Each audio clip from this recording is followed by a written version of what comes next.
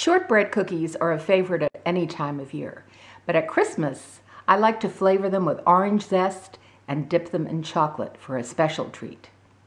To the kitchen.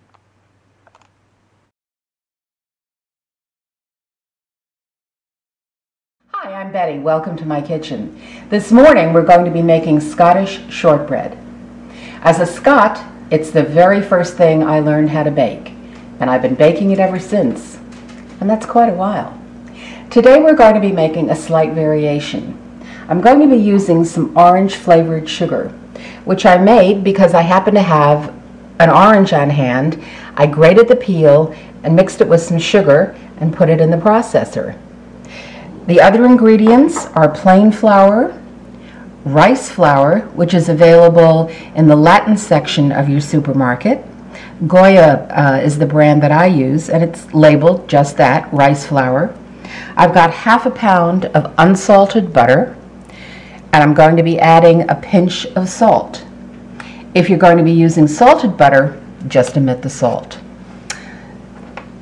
And unlike the old days when this was made by hand, beating the butter and sugar in a bowl with a wooden spoon, I'm going to do it in the processor.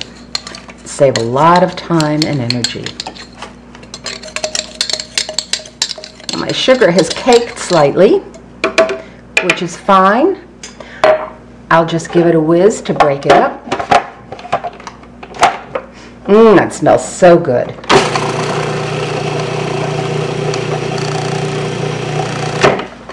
Okay, that's all that needs. Now at this point, I'm going to add just a pinch of salt. Maybe that was too small. Salt actually helps bring out the sweetness. And I'll add my butter, which I've cut in chunks.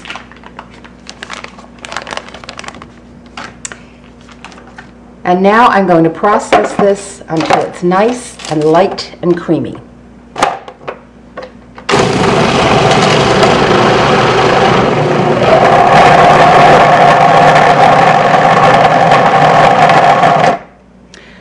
There, that looks like it's properly creamed. A little stiff there. Nice and creamy, nice and creamy. So now I'm going to add 1.5 cups of plain flour. Plain all-purpose flour. And we'll process that.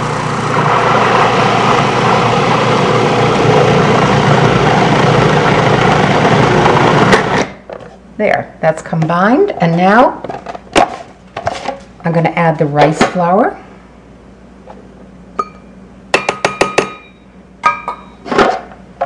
And combine that.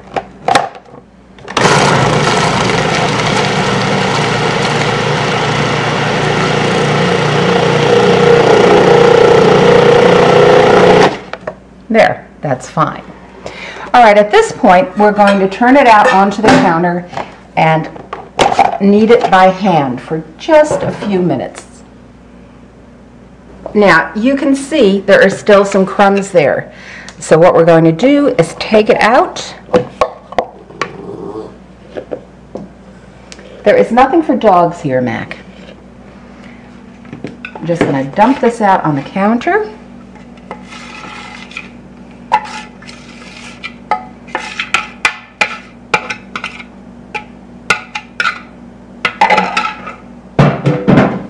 And I'm going to knead this by hand for just a few minutes to get it all joined in there. Feels lovely and buttery. I can just taste that buttery goodness.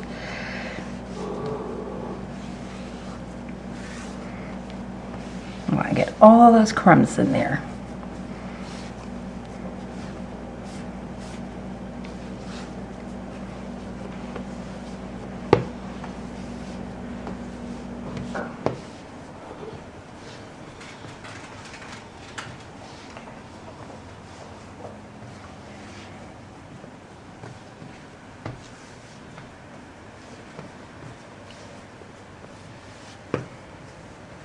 And I can smell that lovely orange flavor.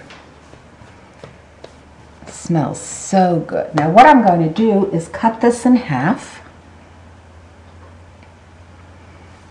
It doesn't have to be exactly. And I'm going to take a sheet of wax paper.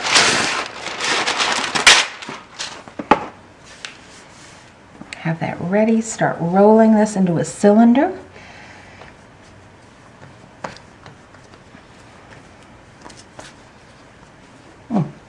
It's not quite cohesive, so I'll put it into a ball and start over.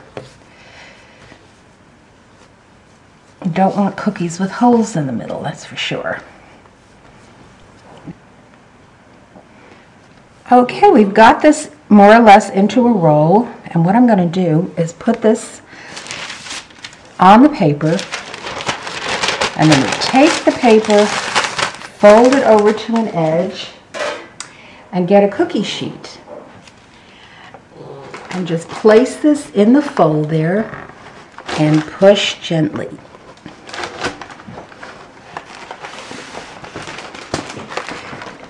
And this is going to form it into a really nice cylinder. Let's check and make sure that looks quite good. Give it one more little push here.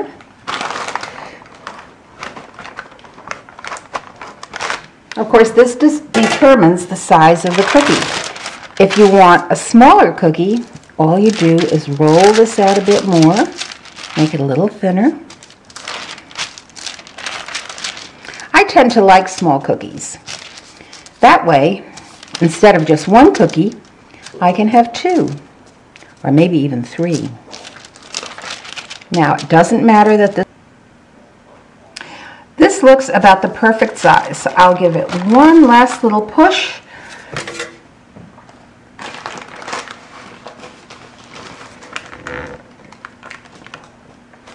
That looks pretty good. Okay, now we'll just roll this up. It's quite soft at this point.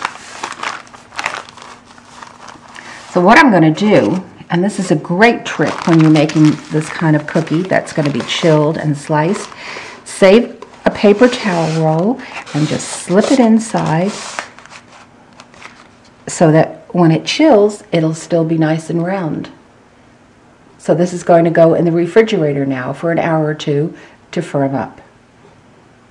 Our shortbread has been in the refrigerator for actually about 2.5 hours. Take it out of its paper tube, and I can feel that they're nice and firm and ready for slicing. You want a thin-bladed, sharp knife for slicing cookies.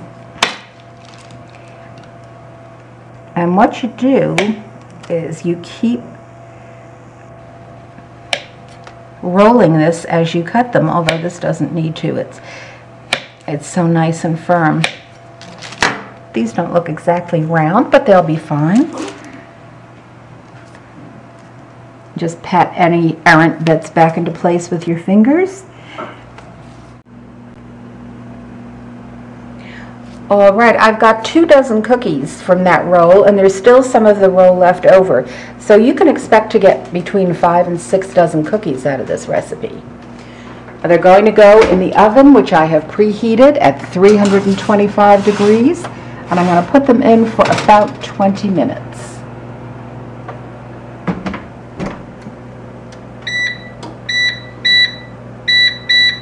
Our cookies have baked for 20 minutes, and as you can see, they're just starting to take on some color. I let them cool on the sheets for a minute or two and transfer them to a rack to finish cooling. And while they were cooling, I chopped and melted some bittersweet chocolate. A serrated knife is the best thing for chopping chocolate. For some reason, it just goes through it easier and makes the task go a little quicker. So the first method will be to dip them in chocolate. And all I do is dip them in about halfway, wipe them off a little on the bottom, and a little hint, when you put them on wax paper to set up, just give them a little nudge and you'll prevent that little ridge that you often get. So just dip a couple more of these.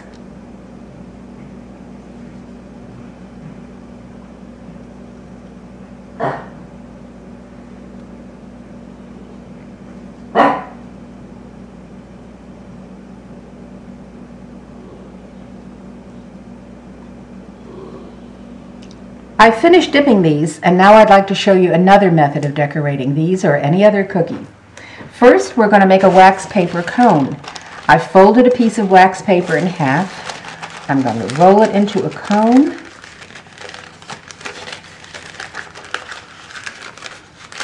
And I want a nice,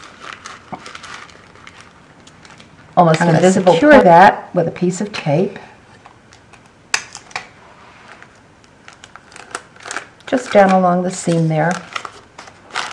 And you can see I've got a nice cone here. I'm just going to spoon a little bit of chocolate in here. It doesn't take very much. Okay, I'll let that go down. I'm going to fold the top so that when I do this, my hands don't get all chocolatey. And then I'm going to cut off a very small tip. You can see just how small that is. And then all we do is quickly drizzle the chocolate over the cookies.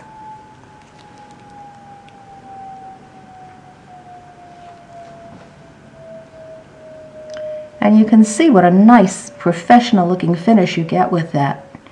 And it is so simple to do.